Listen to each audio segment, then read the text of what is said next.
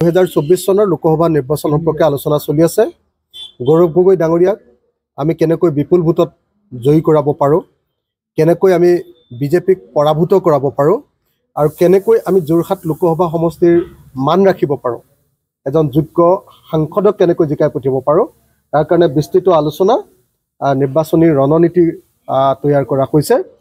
আশা কৰোঁ যে 2024 চনৰ লোকসভা নিৰ্বাচনত যোৰহাট লোকসভা সমষ্টিত আমি গৌৰৱ গগৈ ডাঙৰীয়াক বিপুল ভোটত জয়ী কৰিব পাৰিম আৰু তাৰ কাৰণে আমাৰ ৰাইজৰ দলৰ যি ৰণনীতি সেই ৰণনীতি নিৰ্ধাৰণ কৰিবৰ কাৰণে এই বৈঠকখন চলি আছে।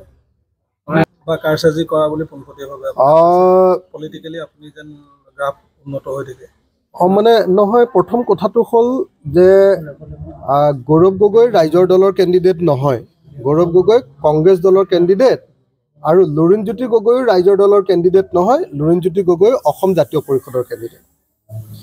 গতিকে কংগ্ৰেছ দলে কাক প্ৰাৰ্থিত্ব দিবতো নিশ্চিতভাৱে কংগ্ৰেছ দলে সিদ্ধান্ত লৈছে আৰু এজেপিয়ে ক'ত প্ৰাৰ্থিত্ব দিব সেইটো নিশ্চয় এজেপিয়ে সিদ্ধান্ত গ্ৰহণ কৰিছে। গতিকে প্ৰাৰ্থিত্ব প্ৰদানৰ ক্ষেত্ৰত ডেফিনেটলি মোৰ কোনো হস্তক্ষেপ নাই।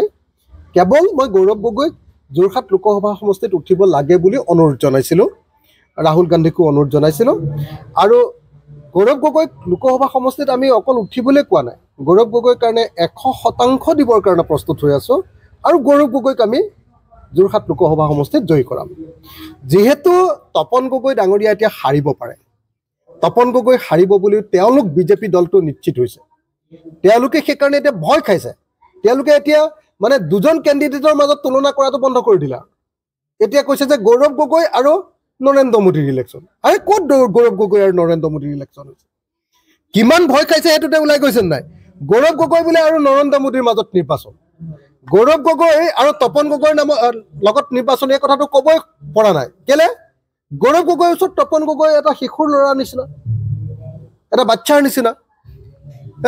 এতিয়া বিজেপি দলৰ মানুহবিলাকে কৈ আছে যে গৌৰৱ গগৈ বোলে যোৰহাট লোকসভা সমষ্টি চিনি পাবৰ কাৰণে বহুত দিন লাগিব।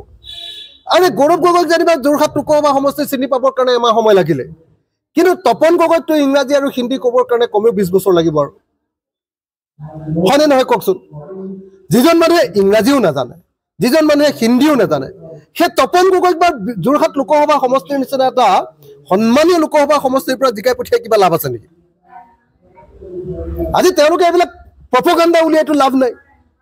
আৰু এইটো প্ৰপগাণ্ডা উলিয়াই লাভ নাই, যে এইটো প্ৰচাৰ কৰি লাভ নাই যে অখিল গগৈ আনি ইয়াত হৰুৱাবলৈ আনিছে। অখিল গগৈ গৌৰৱ গগৈৰ কাৰণে এনেকুৱাকৈ খাটিব। এতিয়া মই তীৰ কপে জ্বৰত আছোঁ যোৱা 3 দিন ধৰি মোৰ সাংঘাতিক জ্বৰ, কিন্তু জ্বৰৰ মাজতো মিটিং কৰিছোঁ আৰু আজি জ্বৰৰ মাজতো গৌৰৱ গগৈৰ লগত ঘূৰিম। আজি শিৱসাগৰ আহিব, আমি একেলগতে ঘূৰিম। আজি থাউৰাত আমাৰ ৰাইজৰ দলে গৌৰৱ গগৈৰ লগত ব্যাপক ৰূপত ঘূৰিছে আৰু আমি গৌৰৱ গগৈক জিকাব পাৰিম।